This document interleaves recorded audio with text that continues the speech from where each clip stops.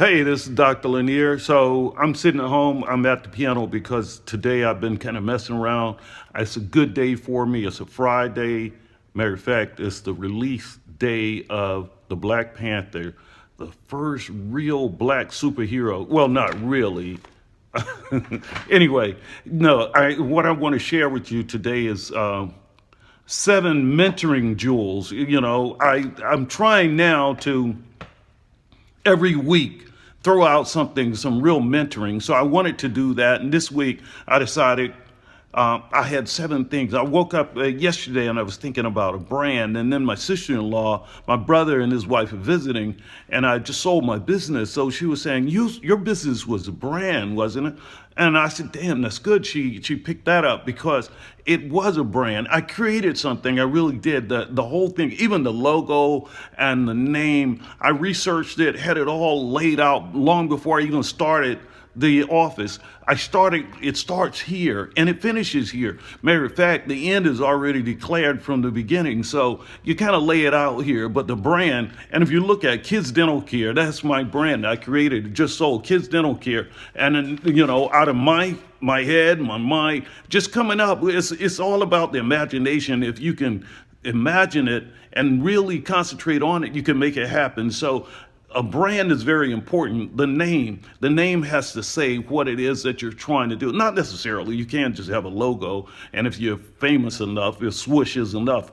But getting started, like mine was Kids Dental Care with a K, and there's a lot of meaning behind all of that. And then the logo, I went to a graphic artist and I got different variations so that I can kind of see what iteration I wanted to push. And then I went for the colors and the kids' colors, but they had to be a certain yellow, red, and blue so that they really created what I wanted. Said a lot. And then the location, everything, the image, how I wanted people to dress, everything. You got to lay it out. It's your vision and it's your baby, so it's in your head. And once you kind of think of that, you got to come up with something that makes a lot of sense. You have to come up with something that's actually able to make money, because you can't get there if where you're trying to go is a very profitable business.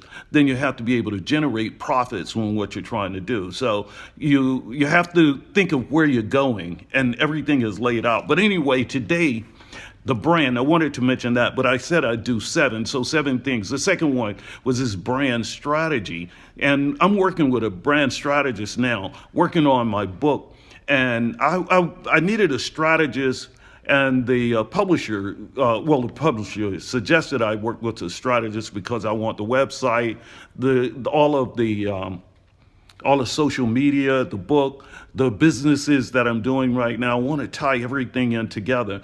And also the mentoring. I think mentoring is very important. You guys that are younger and coming behind me, if I can help flatten the curve for you and make it easier and faster to get there, then I'm doing what I'm supposed to do, because I started out here trying to do some teaching, and if I'm working, then you're getting something out of it. If not, go to another channel. But anyway, today I considered a GSD day. It's like I have my GSD degree.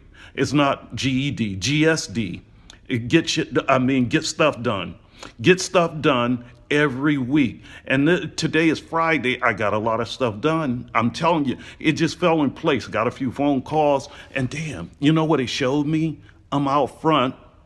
And one of the things I had said all along, I can't hold it with that hand because it covers the thing, but my arm is getting tired. Let me see if I can prop this camera here.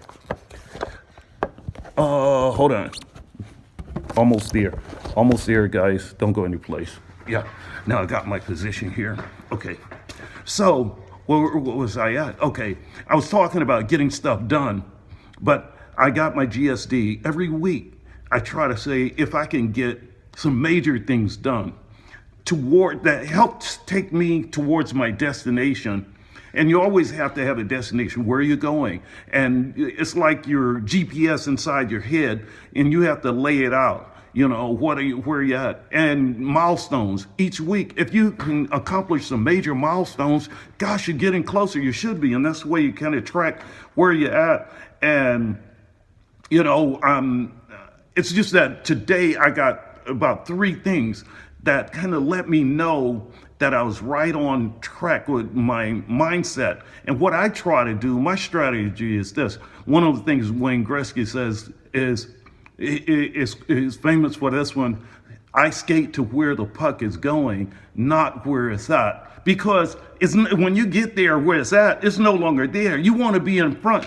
Almost, I use the analogy of this, the Nile crocodile. They just sit there and wait. They know when the herds of wildebeest and so forth, zebras are coming, and they hear the hoofs, just rumbling. They swim and just get in place at the crossing, and you just wait. And when it hits the water, it's time to eat. And that's the thing about business. You can't because most people, I'll tell you, one of the true failings of most people, they wait until everything else is already there feeding. It's like sharks are in there feeding. Now you want to swim in and get something. There was a book called Deep Blue. It was about not trying to get in there with all the sharks with a feeding frenzy, because then everything is torn apart. And how the big sharks could float out way out there into the ocean and feed for themselves, And that's what you got to do. You got to separate yourself from the pack, and most people will not do that. You know why? Because we are a herd mentality. I'm going to do what everybody else is doing. If you're going to do what everyone else is doing, you're going to get the same results. But if you're going to want to be different, it does have some risk, but it's calculated risk. If you know and you study to know where things are going and why you want to be there and how you want to set up and be ready, then it's going to come to you. And the only thing you have to do then is take advantage of the opportunity. So now you're prepared, and they say preparation and opportunity coming together is what they call luck. And, people will say, well, Dr. Lanier is just lucky. You're damn right I'm lucky, because I strategize, I get prepared, and I know where the opportunity is going to be, so I just get lucky. And today, a lot of that luck is coming to me. It's like things are just happening. Plus, I just sold a business, and I sold a brand. And the brand was worth a lot of money because I created value. You have to create something, and when you create it, it's worth value.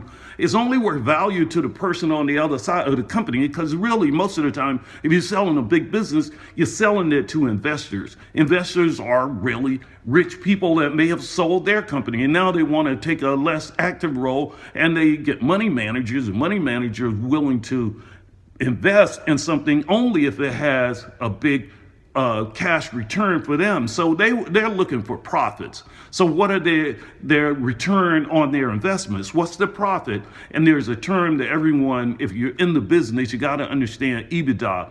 EBITDA, earnings before interest, taxes, depreciation, and amortization. It's one of those financial terms, but if you're in business, it's something you should know. But basically, it's what's your gross profit before your accountant steps on it and do all of their things. But yeah, if you're doing that, so I wanted to just a lot of these 7. I'm not going to get that deep into them. I just wanted to talk about them real quick. So you got those 7. Let me see. Stick to your niche. Your niche can make you rich.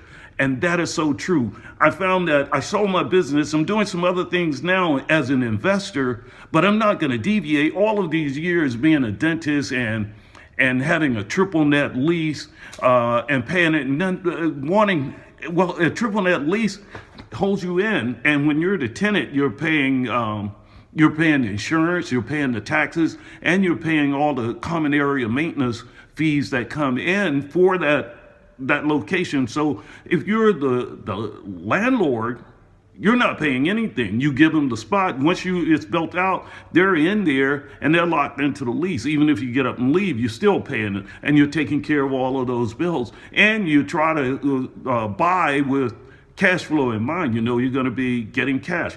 And that's a term I want you to get used to. And you want to have this, and this is what you're shooting for: making money as we speak.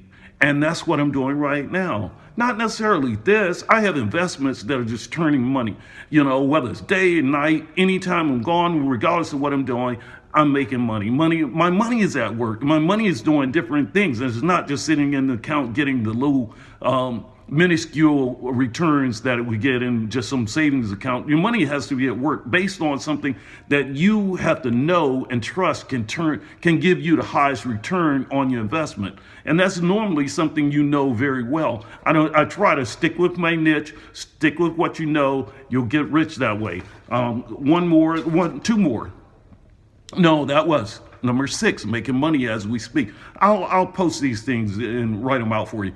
I talked about the Black Panther superhero movie, and it's about time. Another thing, and not to offend anybody, but there's this book I think everyone should read.